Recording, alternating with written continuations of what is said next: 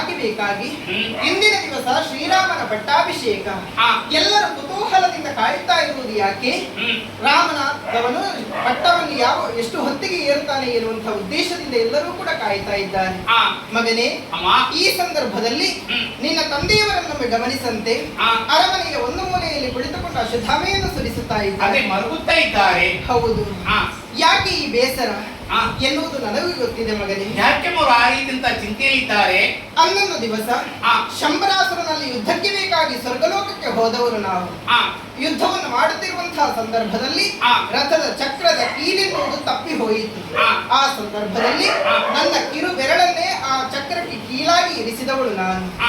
ತನ್ನ ಪ್ರಾಣವನ್ನು ಉಳಿಸಿದ ಕಾರಣ ನಿನಗೆ 2 ವರಗಳನ್ನು ಕೊಡುತ್ತೇನೆ, ಏನು ಬೇಕು ಕೇಳು ಅಂತ ನನ್ನಲ್ಲಿ ಕೇಳಿದ್ರು ಅವರು.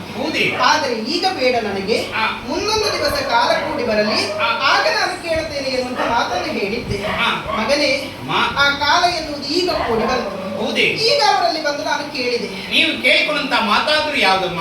1ನೆಯ ವರವಾಗಿ ನನ್ನ ಮಗನಾದಂತಹ ಭರತನಿಗೆ ಇಲ್ಲಿಯ ಪಟ್ಟಾಭಿಷೇಕ ಆಗಬೇಕು. 2ನೆಯ ವರವಾಗಿ ಶ್ರೀರಾಮನಾದಂತಹ ನೀನು ವನವಾಸಕ್ಕೆ ಹೋಗಬೇಕು ಎನ್ನುವ ಹಾಗೆ. ಅದಕ್ಕೆ ಬೇಕಾಗಿ ಏನನ್ನು ಮಾತಾಡುತ್ತಾ ಇಲ್ಲ, ಒಂದು ಮೂಲೆಯಲ್ಲಿ ಕುಳಿತುಕೊಂಡು ಕಣ್ಣೀರು ಸುರಿಸುತ್ತಾ ಇದ್ದಾರೆ. ಮಗನೇ, ಇದಕ್ಕೆ ನೀನು ಏನು ಹೇಳ್ತೀನಿ?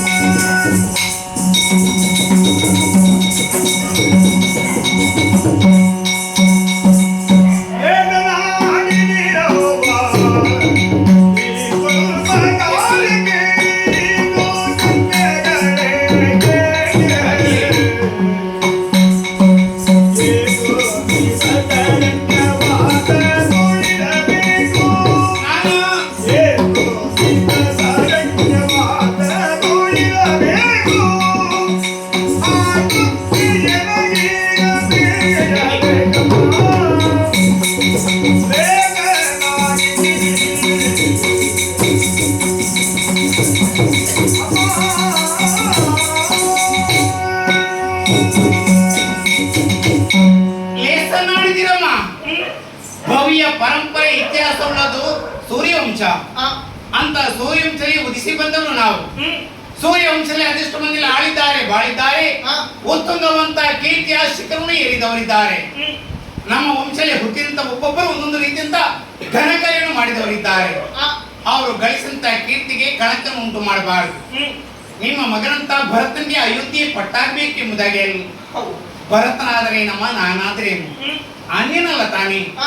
ನನ್ನ ತಮ್ಮ ಲೋಕಾನುಭವ ಅವನಿಗೆ ಸಾಕಷ್ಟು ಉಂಟು.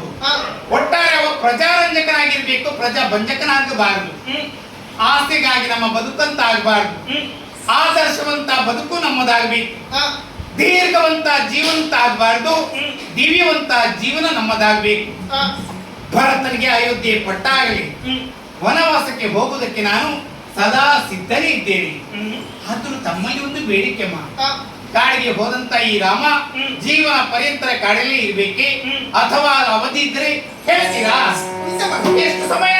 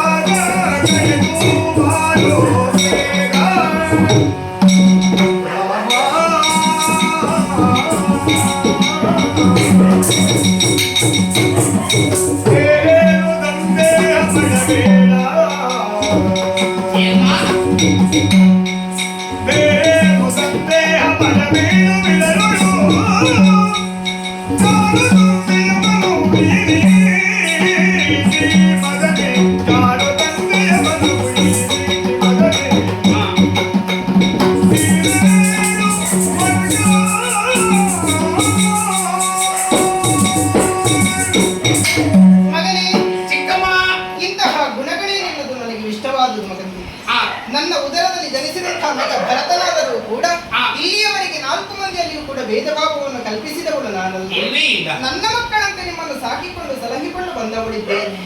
ಮಗನೇ, ಅಮ್ಮ, ಈ ಸಂದರ್ಭದಲ್ಲಿ ವನವಾಸಕ್ಕೆ ಹೋಗು ರಾಮ ಆ. ಅಂತ ಹೇಳುವಾಗ ನನ್ನ ಮಾತಿಗೆ ಆ. ಹೋಗೊಟ್ಟು ಹೊರಟು ನಿಂತಿದ್ದಲ್ವಾ? ಹೌದಮ್ಮ. ಇಷ್ಟವಾಯಿತು ಕಂದ. ಆ.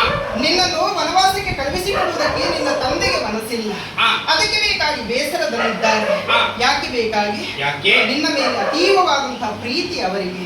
ಆ. ಮಗನೇ, ಅಮ್ಮ, ಅವಧಿಯನ್ನು ಕೇಳ್ತಾ ಇದೀಯಾ? ಆ.